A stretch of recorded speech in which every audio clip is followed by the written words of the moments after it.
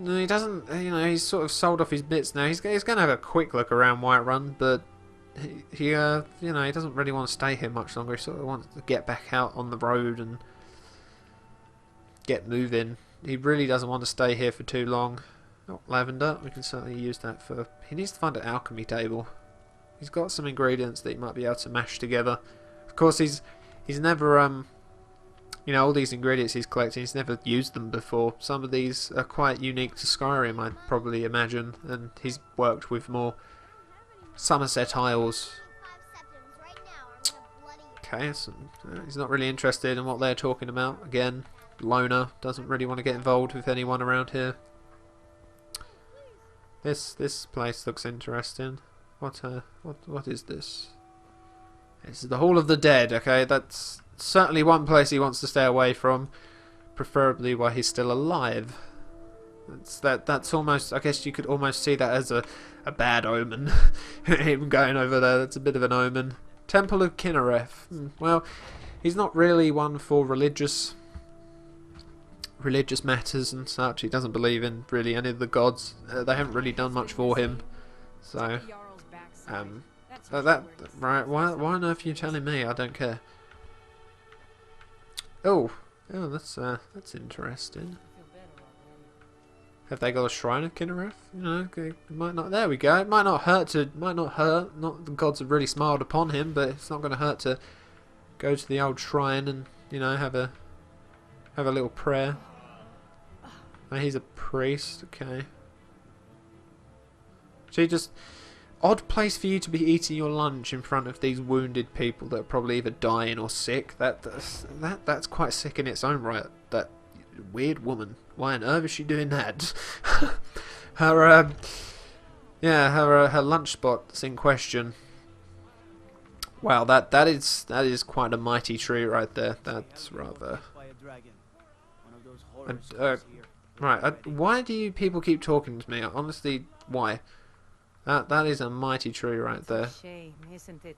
A shame. Well, you know, it sort of sparked his interest, so I guess he'd sort of ask about it. It is quite a tree. Tell me about this tree. The gilder green, I see.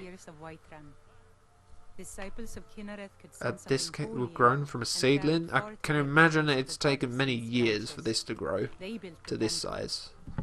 Of course, not as many pilgrims these days. I see. Why haven't the pilgrims been coming? Well, yeah, I guess big dead tree makes sense. I guess. And we need a living tree to be her symbol. Well, she's not. She gives life. She doesn't give life to a special tree that's devoted to her. From what you seem to be saying, you believe she's real then? Like, you know, it's sort of questioning. She is sort of questioning. You know, this Kinnereth, this goddess or god, gives life, and yet she or he's let this tree die. And apparently, what this woman's saying, this is quite a unique tree and sort of a symbol of Kinnereth. Kinnereth's not exactly looking after it. But yeah, is there a way to sort of bring it back? Trees like this never really die. They only slumber. I think if okay, if it doesn't really die, why did it die? That's sort of interesting. Why would it die? If you could get to the Elder Gleam, you... What? Even if... Alright, I see. Where is this tree? I mean, obviously she is obviously a wanderer, and a giant tree. It sounds quite, it sounds quite interesting. Oh, hag ravens. What? I'm not quite sure what hag ravens are.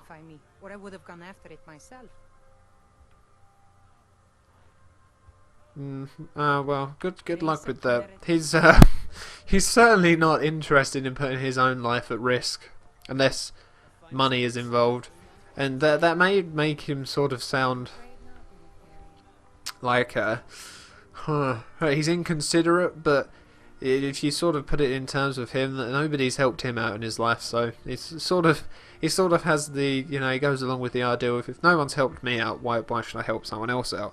He's not inconsiderate though, but just the way he's had to live his life, the way he's grown up, he never really received any help from anyone, so he's he's not sort of looking to help anyone else, because even in Land of Skyrim, nobody's really come to his aid. He sort of had to he had to find all that gold, and he had to fight the undead to claim those things he sold and such. So he did it all himself. So he's not really he's not very charitable at the moment. He's not a very charitable person. But he's sort of, why should he be? He's got grounds not to be charitable. Nobody else has been charitable to him. So, but he's gonna leave Whiterun now. He really doesn't want to stay around this rather big civilization for too long, because it's a big city, and he's a bit, the family could turn up at any moment, and he's not looking to sort of walk into them. So back onto the road he goes. He had a good night's rest, and he's ready to go again. Oh, found some mountain flowers, lovely. We'll be picking those up. What's the time? So it's almost lunchtime, and we're back on the road already. He didn't really stick around Whiterun for all that long, but as I said, Falmore could turn up at any moment. So what's his plan? Obviously, he's on the run, but I'm sure some people might be asking sort of what's his lifelong plan, and I guess the plan really is to sort of amass some sort of wealth. He's hoping to find another one of those ruins, or something similar, like a cave, or maybe even a mine, because he found that mine, there was some ore there, and hopefully he's looking to amass a wealth, and then sort of buy somewhere, maybe with the money, or sort of buy materials to build somewhere very quiet and out of the way, where he won't be disturbed or found, because he can't really make a living in one of these large cities, because he can just imagine that's the sort of place that the Falmor would be attracted to, especially since this is a civil war at the moment, and everyone's fighting each other, and logically the big cities would be involved in this civil war. It's probably where soldiers would garrison and such. So he wants to find somewhere, or oh, okay, there's a rat there. Doesn't look very friendly. He wants to find or build or to buy somewhere that's very out of the way, where nobody is going to see him. So, to do that, he feels he's going to have to amass some wealth, and of course he needs to amass the wealth to live out his days. So, right now he's on the path of the wanderer. He's aiming just to wander, come to places that Oh, thank goodness! I've been wandering so long. I thought I'd never see another soul again. Okay, bye then. Why are you thanking me? What? Why are you thanking? Confused. Let's just say it said the map updated. Let's just say that woman just took Jair's map that he got from Whiterun, of the map of the land from Whiterun, and she's just sort of taking it from him and marked some spot on his map. So he's a little bit irritated that she did that, and he's very confused as to why she thanked him. So yes, not very impressed right there that some random woman ran up to him and started talking to him. He's not a socialite, and these wolves are just asking for it. After the wolves he's come across, he doesn't really want to sort of walk away and leave them. But now he has his dagger, he can skin them. So he spends a little while skinning these wolves. Their pelts could come in use. Obviously, he used to be an apprentice to a blacksmith, so he's done that sort of thing before, to make a leather and leather strips to help his to lash the metal to the handles and such. So he knows how to skin an animal. Lots of mountain flowers here, lovely. He's not quite sure what their properties are yet, what alchemical properties they have, but he's not going to let them go to waste. And there's certainly an abundance here, so he's hoping he'd be able to make quite a few potions. And where he can make potions, he might be able to sell them. Because obviously that general goods trader back there in that store, he was selling potions, so perhaps Jair could amass some sort of money from making potions. So he's certainly going to collect as many as he can. And there is really an abundant mass of plants across these along these roads. So, and he's taking the roads because he knows that these pathways are probably the safest in the land. over sort of going into the wilderness. So you can imagine that taking the paths is a lot safer. So lots of deer around here, but not tame. Not tame. They're certainly running off. Right, I think that's enough plants for now. We don't need every single plant on the road. Need to be getting on with our travels. So I know I've been sort of talking. Okay, well, just these. They can't let them go to waste. I know I've been talking sort of my normal voice for Jair, but I'm not really sure I could pull off a Khajiit voice. But I'll try it out in a minute because I know what's about to come up. Jair doesn't, but I do. So I'll try and do a Khajiit voice if I can. No, okay, apparently not. Yep, these people are hostile, and they are going down. How dare you pull out your sword? How dare you? Oh, she's got some good things there. And then suddenly raining with arrows. I know there's an archer up there. Yes, knew it. But he's realising that Skyrim is certainly a dangerous land. There doesn't seem to be... Oh, level up. Okay, we're gonna take this moment to level up here. What should we do? Well, how far off are we? Oh, that's going to be quite a while. Well, you know, he's using his shield, so let's go for a shield perk there. That's 20% more effective. But he's noticed that this land is utterly filled with bandits and people just wanting to kill you for your valuables. And he thought that just the civil war would be bad enough. It's almost as if these people have been driven to killing each other because of how terrible the government is or such. You know, Shir isn't. You know, he's not unintelligent. He's quite intelligent because, you know, the royal high elf wasn't going to have his slave. He wasn't going to have an unintelligent slave that could just do the basics and that's it. You know, Shir was taught by a teacher. Okay, yeah, come on. Try me. Oh, okay, we're low on health. But haha, take that. Finish him off and dead.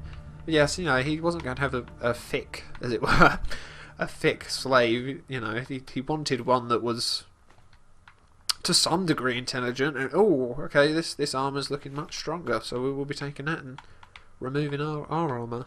We've got stronger armor. Lovely. Thank you, Bandit Chief. That was very kind of you to donate that to us after dying.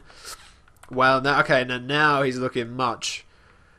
Not really sure what's up with that face here. That looks like you've eaten some sort of sour.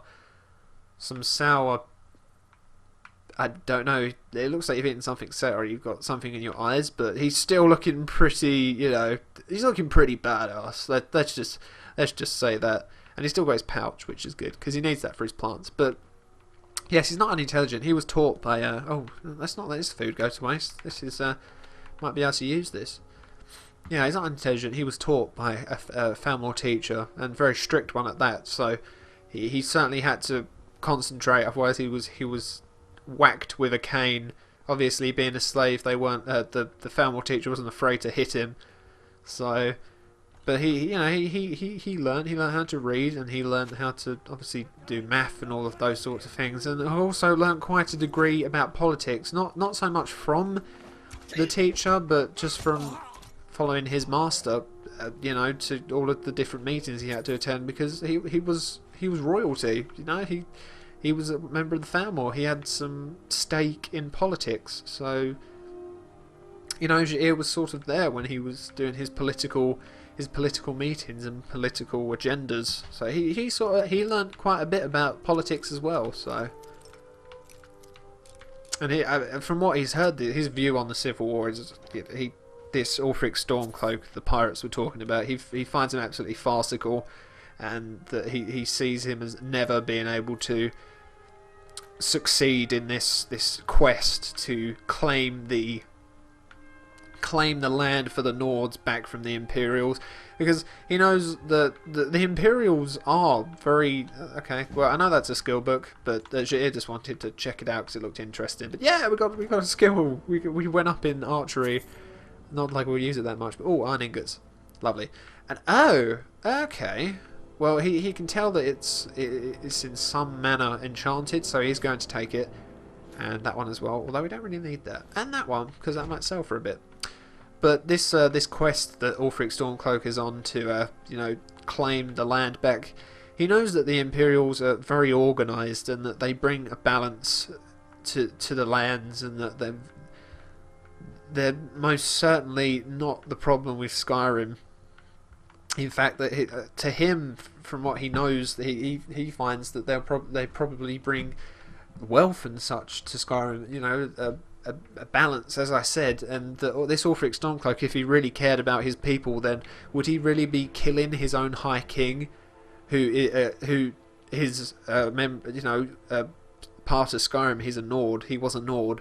So would he really be killing his own High King to claim the land back because his High King was working with the Imperials and he was a milk drinker? I think if Ulfric Stormcloak, if Jair thinks if Ulfric Stormcloak's reasoning was true and that he really did care about his land and Skyrim and his people, then he would be trying to counsel the High King and sort of get him to see that the Imperials just aren't the sort of people that Skyrim should be dealing with, that Skyrim should be its own free land now. It shouldn't have to be under the Imperial the Emperor, the Imperial royalty, or the Imperial's reign. It should be its own free land now. That to Jair would be what someone who actually cared about their land would be doing, not killing their own High King and then claiming that the only way they can bring back about peace and balance to their land and getting it back for themselves is to fight the Imperials and win a war that they will never win. And in that way, Jair, in all of, putting that all together, and what Ulfric Stormcloak has done, Jair can only see him as a tyrant that just wants to be powerful, and that he has no care for his people or wanting to bring about a balance. He just wants to claim power. But anyway, Jair has spotted an alchemy table, and so he is going to make a few potions. Of course, one trick he learned is to taste a very small amount of the ingredients to find out their alchemical properties from the Falmor mage. Of course, sometimes the Falmor mage did it to not taunt him, but torture him, because some things made him feel sick for days. But that's because he was inexperienced, and the mage was not willing to tell him how to properly test them. But now that he knows, he is going to test each one. So this one's a weakness to fire. We have restore health, lovely. What did the bone meal give us there? Bone meal gives us damage stamina, lovely jubbly. Resist magic from the Elves. Flaminate gives us resist fire. Frost Mirum gives us resist frost. Garlic gives us resist poison, resist magic, stamina, magicka, weakness to magic, resist fire, resist frost, resist magic, and then what did the white cap give us? I'm sorry if I'm just going over them each, but obviously he needs to test these out. Not quite sure what the last one gave us, but so we don't have any restore health potions right now, which is really sucky. But he's going to make these few potions that he can with the alchemical set, because he doesn't know when he'll come across another one. So he's going to make all of the as many potions as possible, so he can sell them off the next time he comes close to a vendor. So that was lucky that he found one. And now that he's used up a lot of his ingredients, he has a lot of potions now. Let's have a look. How many potions do we end up with? Quite a few. And hopefully he can increase his wealth. But it's getting, what was it? It's 2 PM, so he's going to stay. It's raining, so he's going to stay under here. He's going to have a bit of lunch now. The rain shouldn't really be coming through here, but of course, the game being the game, it's sort of managing to escape. I guess a few drops might get through because there's holes there, but he's going to sit down, have a bit of lunch. He's going to finish off that bread and a carrot and a piece of cooked beef, which is all rather yummy. He doesn't have a drink though, but no worries. The drink is on the bandits. We have some Alto wine here. Again, not his favourite, but it's a drink, so he can't turn it down. It's just a nice wine. And now he's just going to let the rain pass, hopefully, and going to continue his adventure on once it's sort of at least calmed down a little, hopefully. So yes. And I think this is the perfect spot to sort of end off here. So if you didn't notice, I have split these 3 episodes. I split them into different parts. I really should have said that at the beginning when I'm recording this. But from now on, I'm going to record like an hour's worth of content, and then I'm going to split it up into 3 different portions, 3 different 20-minute portions. Reason being is it's just a lot easier for me. It's a lot quicker, and I don't have to sort of start and stop over again. So I just wanted to do it as a test to see what you guys thought of it, see if it's something you can, well, I wouldn't say deal with, but something that you know, it isn't uncomfortable to watch, because obviously it's going to sort of cut off at a point. I'm going to try and make sure that I cut it off at a point that makes sense, a sort of cliffhangery sort of point. But yeah, I'm going to do that, and then hopefully you can all give me feedback on what you thought of me doing it that way. It seems a lot easier for me to do it like that. A lot less of a pain, and I can sort of just go on for an hour. I can trek through an hour of playing and get a lot of content out, instead of having to start and stop and feeling like I'm not doing a good hour's worth of content, or a good worth of content. Because doing 20 minutes and then stopping, it doesn't feel like I've done enough, and then I sort of lose the motivation to do another episode. I don't know if that makes much sense, but doing a full-on hour, recording a full-on hour, and then stopping, you know, I feel like I've got a good chunk done, and then I've got 3 episodes to upload over the next couple of days. But anyway, yes, please do give me your thoughts on that. Obviously, it'll be 3 days till you watch this, but yes. So I hope you enjoyed watching. I shall see you in the next episode. Goodbye, guys. Take care.